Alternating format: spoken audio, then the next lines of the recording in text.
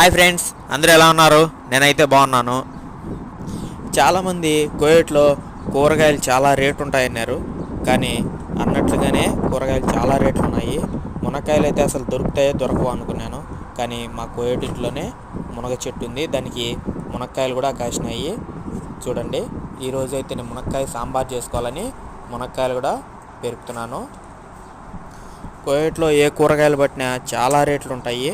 మునక్కాయలు అయితే అసలు కొనలేము. కిలో వచ్చేసి 2 దినార్లు 3 దినార్లు అట్టుంటాయి. 500-600 ఈజీగా ఉంటాయి. ఈరోజు మా కోయేటి వాళ్ళ ఇంట్లోనే మునగ చెట్టుకు మునక్కాయలు కాసాయి. నేనైతే అవి పెరుగుతున్నాను మునక్కాయ సాంబార్ చేసుకోవాలని చెప్పేసి. చూడండి, చాలా ఎక్కువ పెరిగేశాను.